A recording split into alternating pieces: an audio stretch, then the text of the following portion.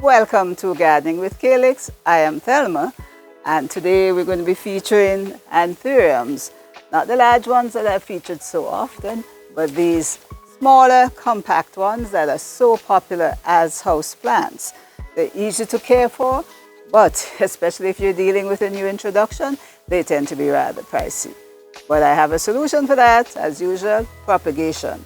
So please keep watching.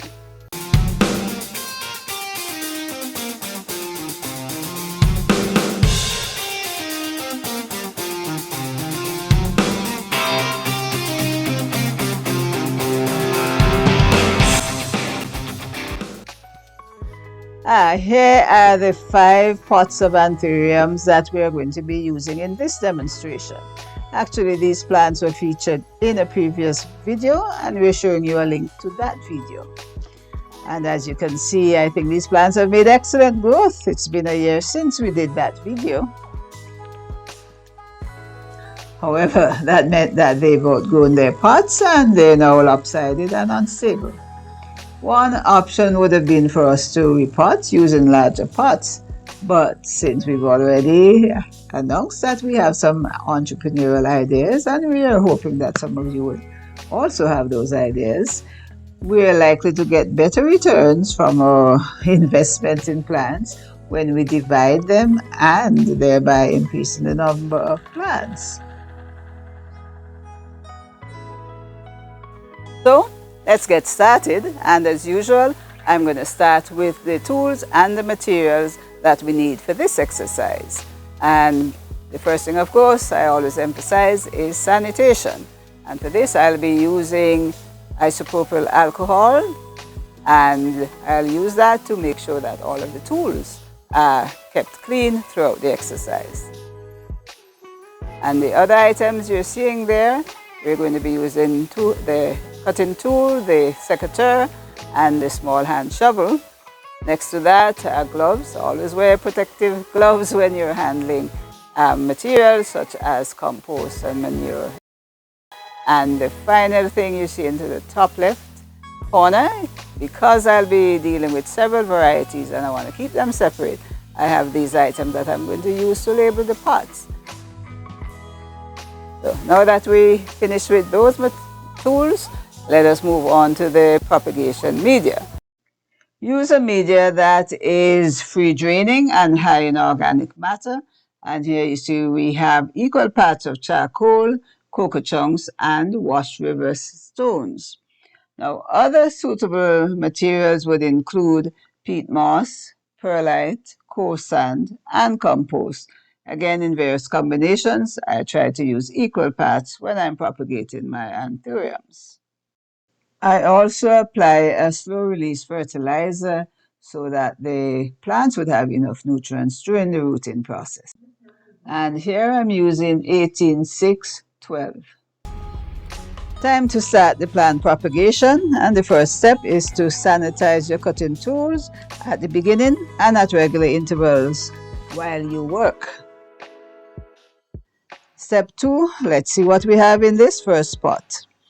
Oh, I could see that the potting media is in good condition. It is the same mixture that we're using today. That is, it consists of cocoa chunks, gravel, and charcoal. Before we start any cutting or splitting, I like to be on the safe side and just do another surface sterilization using the isopropyl alcohol. And now that we are set to go, let's tease apart the various young plants so we see what we're working with. Not bad. I like what I'm seeing. Healthy roots.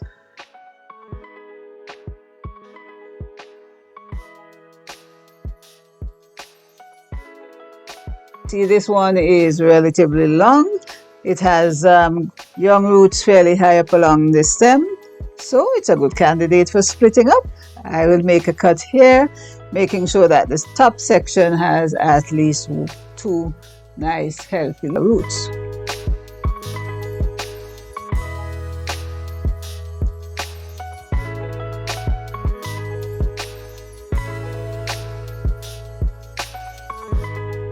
Here's another one that's a good candidate for splitting up.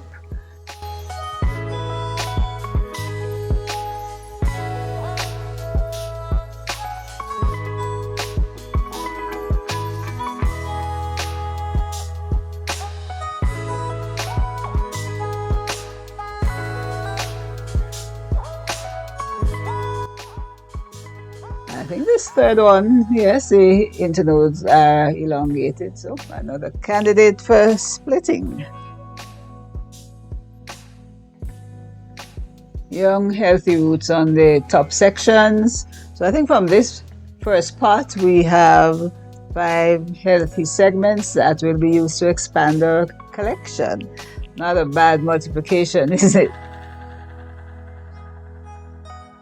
All right, so I'll do the other pots before we proceed to the post-treatment of the cuttings as well as the potting.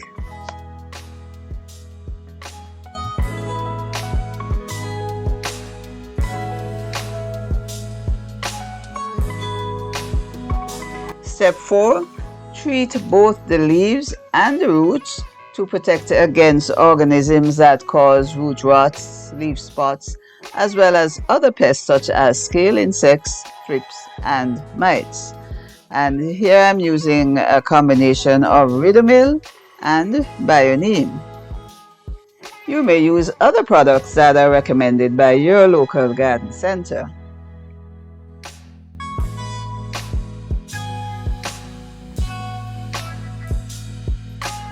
I'm ensuring thorough coverage of the roots, and for good measure, I leave them sitting in the solution for about 15 or 20 minutes.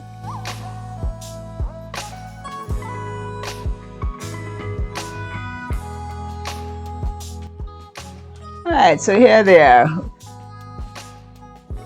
I have assigned numbers to the various varieties and kept them separate throughout the process.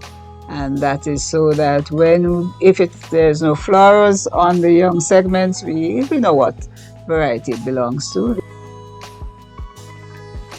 There's one, I think it's here we go, number 4, no flowers and very small shoots, so we're gonna have to watch that one.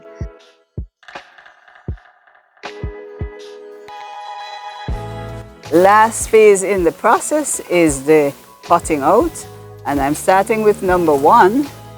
Number 1 really has large cuttings. So for number 1, I'll be using these pots, and I've already placed about this amount of mix in the bottom of each pot to speed up the process. You see my handy bin right next to me. So what I'll be doing is sticking, let's just start with the largest one, which has a fair bit of roots.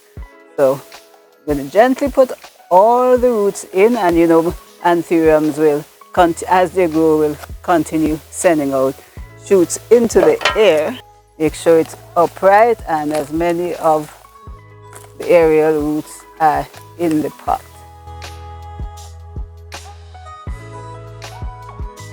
One plant down, probably 30 more to go, and the more the merrier, because the whole point of the exercise is to get as many plants as possible. This plant is going to sit a little deeper into the pot.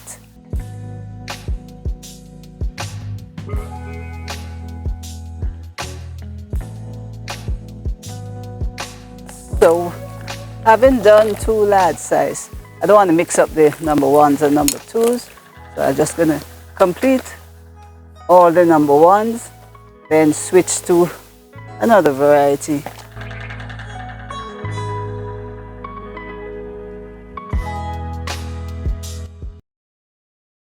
Now that they're lined out, I'll apply the slow release fertilizer, which would provide enough nutrients for the pots for about 3 months.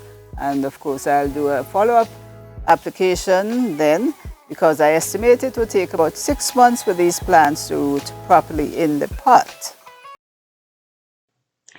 Fast forward 6 months, and here are the plants, firmly rooted in their pots as I predicted. And as you can see, some of them have started blooming. Now, if you are propagating them for your own use, you can begin to put them on display at this time. But if you are propagating them for sale, I would suggest that you keep them for another 2 or 3 more months so that there will be a few more blooms.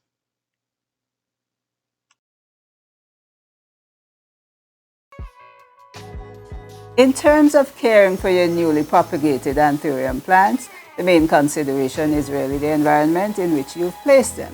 Make sure that it is a relatively protected area, but Anthuriums still need bright but indirect sunlight. You see the dappled light area that we keep them in. Try to give it a space that it will get sufficient light so that it will retain these healthy gloss and produce you lovely flowers even during the rooting phase. Now watering, make sure you do not allow your young Anthurium plants to dry out. The media is very porous, so really I don't think you can overdo the watering. Try to keep it uniformly moist, and if that means watering every day, every other day to attain that, please do that, because Anthuriums really don't like their roots to be stressed in their rooting phase. Fertilizing, I mentioned already, it's best I use slow release because that takes away the whole scheduling of fertilizer application. But if you're going to be using soluble fertilizer, 1 to 2 weeks should be sufficient. Now, pests during the rooting phase, always be on the lookout for slugs. Very little problems with fungus, and if you have a routine operation where you apply fungicide on other plants, well, you can do that for Anthuriums, but I find for what we're doing, propagating in our garden for our own personal use, try to minimize the use of pesticides. The other consideration is just talking to your plants. No, I'm kidding. But in general, the Anthuriums are easy enough to take care of, and as long as you don't let them dry out and they have enough light and fertilizer, nutrition, then they should be good. Now, this takes me to the end of this video. I hope you like the content. We've taken you through the steps of propagating from overgrown Anthurium plants, and we've shown you how to take precautions from spreading diseases by maintaining a sanitary operation. The other thing we also showed you is the composition of the media, a media that is well drained. Put your Anthuriums in a place, in an environment in which Anthuriums are naturally adapted for, and they should do very well. Now, if you like the content of this video, we're asking you please to give us a thumbs up, share it with your friends, leave your comment, let us know if there are other topics you'd like us to cover. And what we're going to be doing, as usual, is providing you with an update of how these plants perform. So keep an eye out for that and other videos on similar topics. So until the next video, I am Thelma saying, if you haven't subscribed as yet, please subscribe, and I'll see you in the next video. You take care. Bye-bye.